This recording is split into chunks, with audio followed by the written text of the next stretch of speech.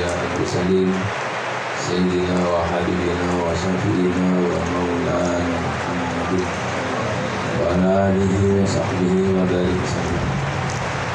وقال الله تعالى في القرآن العظيم بسم الله الرحمن الرحيم آمن الرسول بما أنزل إليه من ربه والمؤمنون كل آمن بالله وملائكته وكتبه ورسله لا نفرق بين أحد من رسله وقالوا سمعنا وأطعنا غفرانك ربنا وإليك المصير. الآية سورة الذين وقال رسول الله محمد صلى الله عليه وسلم من أحيا سنتي فقد أحبني ومن أحبني فأنا أحبه. Ya belum yakin Ustaz si Nawal yang belum yakin Ustaz Robi belum yakin Ustaz Sasor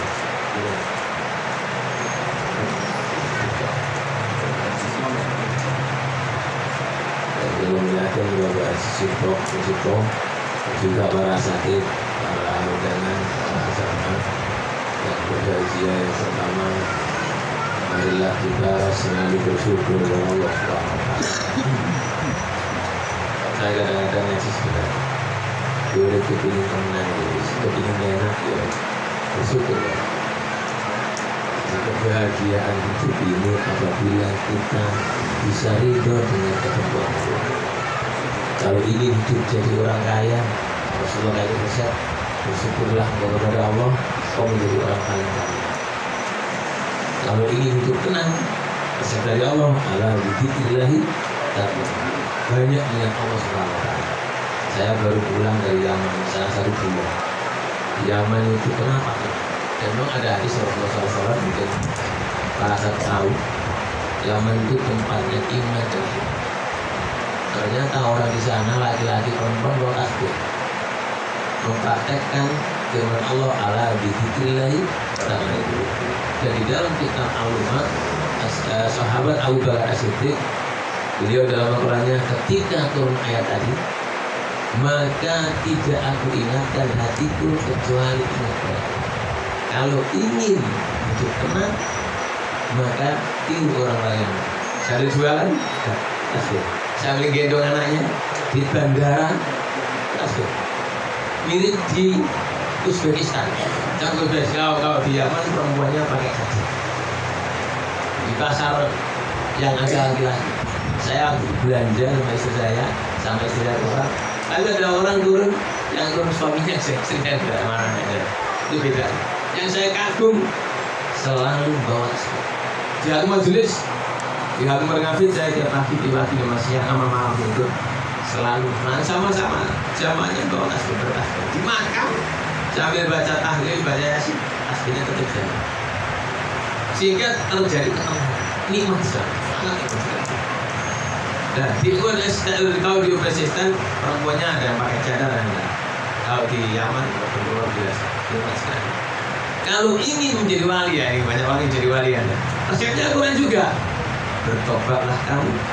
Maka sesungguhnya Allah mencintai orang-orang bertobat.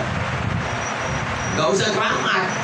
Wali itu gak usah bukan keramat terkenal enggak.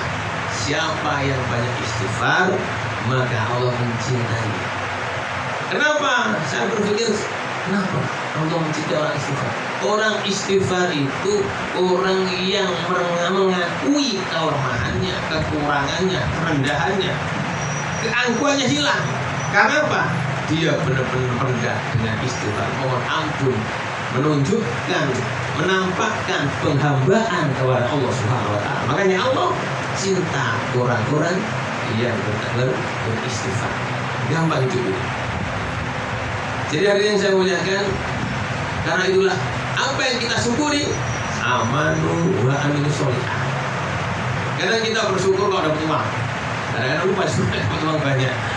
Tapi sebenarnya yang harus kita syukuri hidup ini, bagaimana kita ini mendapatkan inayah hidayah dari Allah. Kita beriman, kita mau beramal soleh, kita mau duduk di majelis zikir, majelis selawat seperti ini, majelis ilmi, majelis macam-macam. Intinya di sini kita diajak membaca surat Yasin, membaca tahlil, dan juga membaca sholawat dalam rangka memperingati 100 harinya Ibu Haji Sida Aisyah binti Bapak Haji Harun.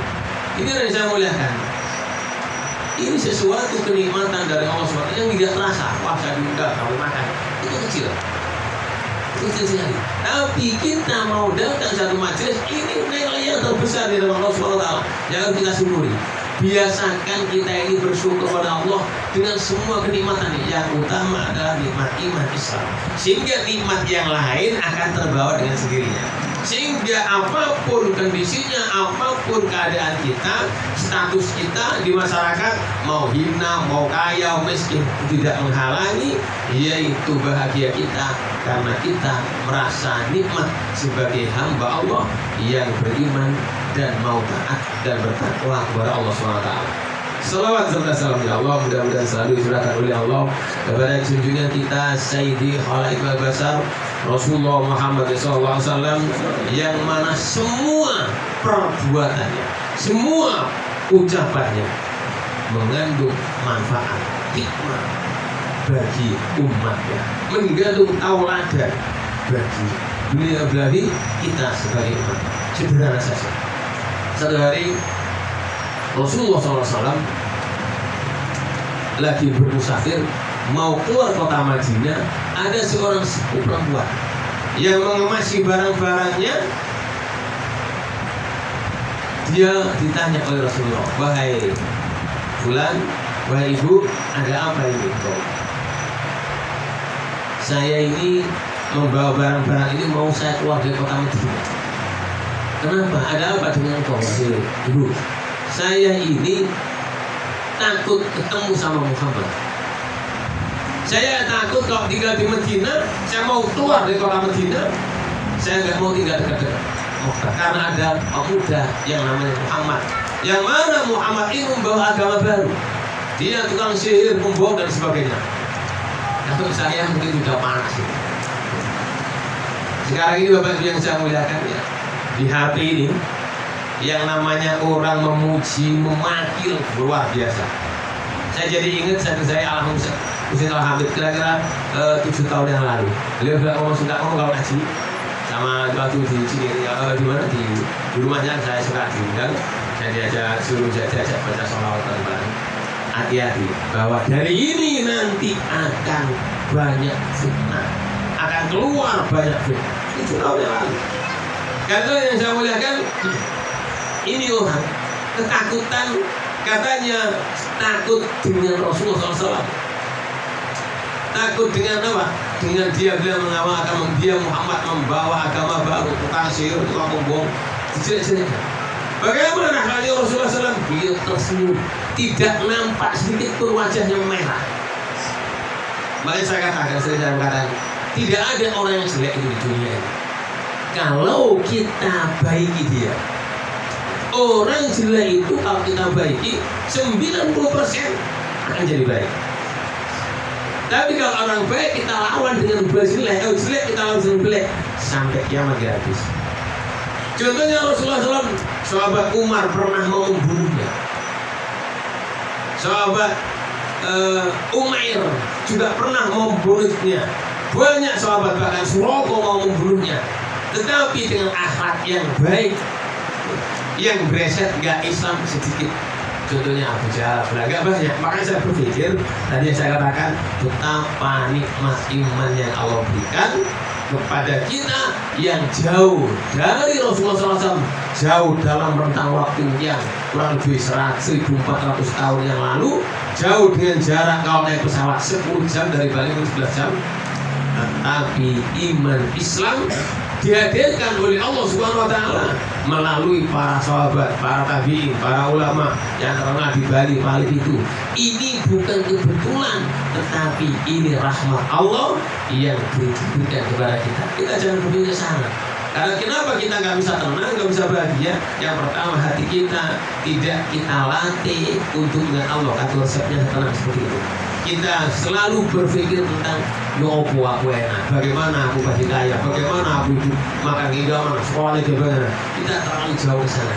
Dunia ini akan berjalan sesuai dengan takdirnya Allah Subhanahu wa Ta'ala. Saya nggak pernah membayangkan dulu dakwah seperti ini, nggak pernah membayangkan. Saya dulu punya cita-cita nanti kalau saya udah dewasa, udah mulai sekolah SMP, SNM, saya nanti mau kerja di perusahaan pemerintah. Kalau nggak bisa juga, saya mau jualan ikan asin atau jualan di pasar. Cita-cita sederhana, tapi Allah berkehendak yang lain. Begitu kan Rasulullah SAW tidak kurang-kurang mendekati, menduakan Abu Jahal, Abu Lahab, pamannya, tapi garisnya seperti itu.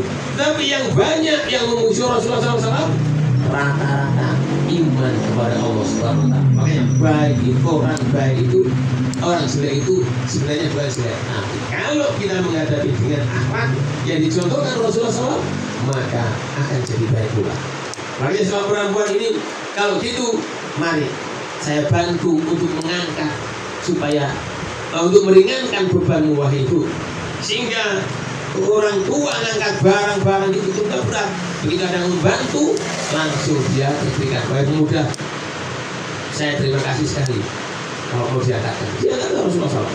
Bahkan Rasulullah SAW kata sahabat, wahai Rasulullah, biar saya angkat dia. Saya ya. Ketika diangkatkan perjalanan menuju ke tempat yang dituju, ini perempuan ini nggak henti-hentinya memaki Rasulullah SAW, nggak henti-hentinya menjelek-jelekan Rasulullah SAW. Tidak ada kalimat dari Rasulullah marah atau wajahnya merah. Tetap tersenyum, tetap tersenyum. Kenapa? Saya berpikir kenapa Rasulullah SAW sadar Rasulullah. Kenapa? Memang orang ini karena belum dapat hidayah. Ini yang gak kita pahami. Kenapa orang gak senyum? Karena di saat ini dapat hidayah. Makanya Rasulullah ketika menghadapi Abu Jahal, Abu Lahab ketika berperang, tidak pernah tampak di wajahnya marah sama orang memarahi. Tetap tersenyum, tetap kekhawatiran, tetap Rasulullah mendoakan supaya dapat hidayah. Berapa sahabat yang dulu memusuh Rasulullah SAW, tetapi pada akhirnya mendapat hidayah, termasuk saudara sepupunya yaitu Abu Sufyan dan istrinya. Kenapa? Karena akhlak. Akhlak ini yang sekarang ini sudah mulai pudar. Akhlak ini pudar di sini banyak sekali. Ini mana yang saya muliakan? Yang harus kita pahami, akhlak ini yang mulai pudar.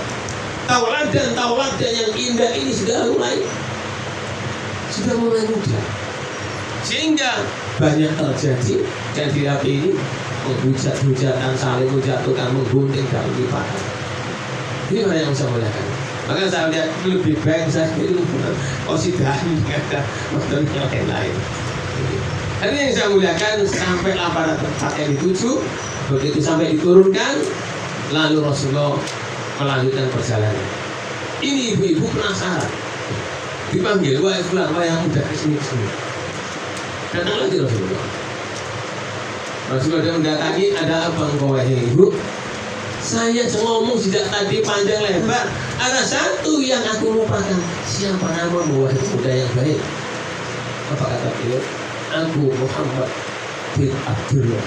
Betapa terkejutnya ibu ini, yang dimaki-maki tidak tampak wajahnya marah, tidak dari mau ngangkat sampai tempat, tidak ada wajah yang cemberut, tidak ada sama sekali, tetap tersenyum karena kesadaran bahwa dia belum hidayah dari Allah Subhanahu wa Ta'ala. Sehingga begitu kagetnya ini perempuan langsung mengucapkan asyhadu alla ilaha illallah wa asyhadu anna Muhammadur Rasul. Tauladan seperti ini yang sudah sulit kita dapatkan, walaupun nggak persis ya.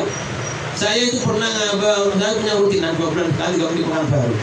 Gus baru-baru ini Gus, masya Allah, ngundangnya udah mahal 45 juta, minta 6 tempat, nggak mau ditawar, isinya buka utang, celoro dalam, goblok. Itu keluar dari tauladan yang mana diharapkan tauladannya. Saya bilang itulah sekarang ini nyari tauladan yang baik sulit sekali. Yang nggak kecil sudah mahal gitu, udah jadi mahal. Ada lagi susu lagi dibakar lagu. Ada anak perempuan lagi nyubuhin apa ini? minuman nggak bisa waktu itu. Kamu tak colok susu dan nggak paham. Ini tauladan ini juga sulit kita dapatkan. Makanya para yang saya muliakan, kalau malam saya merenung, ya Allah, seandainya Engkau tidak menuntut kami, seandainya Engkau tidak membimbing kami, lalu kepada siapa kami mohon bimbingan-Mu ya Allah? Kepada siapa kami mohon pertolongan-Mu ya Allah? Nyari ulama sulit. Kalian Ghazali yang Khairuddin, nyari ulama itu seperti lebih sulit daripada seperti mencari gali kangkung. Mencari gali kangkung nggak ada gali, tahu gali nggak? Kalau Jawa itu gitu. Yaitu kalau kita motong kayu jati, kalau dipotong tengah-tengah ada hitamnya, nggak ada itu. Nggak ada. Dan juga mencari bekas injakannya burung wilis. Kalau burung hidupnya dia biasanya sulitnya tauladan sekarang. Karena Bapak Ibu yang saya muliakan, paling tidak ya, mari kita bisa menjadi tauladan anak-anak kita. Paling tidak walaupun orang lain, mari kita bisa menjadi tauladan keluarga kita masing-masing. Sebab firman Allah Al-Quran, "Qu anfusakum wa ahlikum." Jagalah dirimu dan keluargamu dari siksa api. Dan yang saya muliakan, mudah-mudahan ibu yang Ibu Siti Aisyah ini, Sayyidah binti Harun ini, mudah-mudahan insya Allah amalnya, ibadahnya terima Allah SWT. Mudah-mudahan suratul Yasin yang kita baca tadi akan sampai kepada beliau, diangkat derajatnya oleh Allah Subhanahu Wa Taala. Harapan orang di alam kubur itu tidak ada yang lain, doanya kita, doanya anak yang soleh, doanya anak yang soleh. Dan anak yang soleh itu tidak hanya dirinya doa-doakan, tapi juga mengajak tetangganya, keluarganya, orang lain. Makanya bukan satu berlebihan. Kalau misalnya kadang-kadang kita ngundang orang lain untuk mendoakan orang tua kita kasih makanan, kita kasih nasi, dan sebagainya. Bukan itu yang kita harapkan, insya Allah. Kita bukan mengharapkan makanan itu, tapi kita nanti kalau meninggal juga didoakan oleh tetangga kita, yang mana anaknya, bapaknya, kakeknya dulu ketika meninggal kita datang. Itu yang kita harapkan. Yang harus kita, kalau makanan insya Allah yakin semuanya sudah makan. Tadi mungkin semuanya bisa punya uang untuk beli makan, dan di rumah ada makan masing-masing. Tetapi inilah diajarkan para salafus sholihin, para ulama Ahlussunnah wal Jamaah. Ini diharapkan, yaitu nanti kita akan meninggal, orang-orang akan ringan untuk mendoakan kita. Sebab berapapun amal ibadah kita, ya, tetap membutuhkan doanya yang masih hidup. Dan itu bukan hanya kita kurang, tapi tetap kurang terus. Sehingga semakin didoain, semakin tinggi derajat kita di sisi Allah Subhanahu wa Ta'ala. Beda kalau para wali, sudah penuh, kita isi, kita di Bajaro, Wali Songo, Wali Pitu, kita isi tumpahnya kepada kita. Jadi Bapak yang saya muliakan, sahabat Abu Bakar As-Siddiq, dia kawan-kawannya mengatakan di dalam kitab Nasrul Ibad, orang yang cerdas itu orang yang mempersiapkan matinya daripada hidupnya. Karena mati itu pasti, kaya belum pasti. Imam Syafi'i, beliau meninggal usia 53 tahun. Kurang lebih 250-300 tahun yang lalu. Kalau katakan 400 tahun yang lalu, 300-an. Kalau dihitung, Imam Syafi'i menunggu di alam kubur sudah 1147 tahun. Usianya hanya 53. Yang lama nunggunya di alam kubur. Ini pasti pada yang saya muliakan. Mudah-mudahan karena itulah, mudah-mudahan apa yang kita lakukan sekarang tidak hanya Ibu Haja yang meninggal nanti dapat pahala, juga kita baca di surat Yasin, baca zikir, baca sholawat dan taklim. Mudah-mudahan kita juga pasti mendapatkan pahala dari Allah Subhanahu Wa Taala. Kalau kita ke bank, ya, nabung, nunggu antri. Kalau kita baca doa, zikir, amal ibadah, langsung dicatat masing-masing. Sudah nggak pakai antri, boleh mau mereka dicatat. Ya, mudah-mudahan ini menjadi kebaikan kita semuanya. Mohon maaf yang besar-besarnya. Assalamualaikum warahmatullahi wabarakatuh.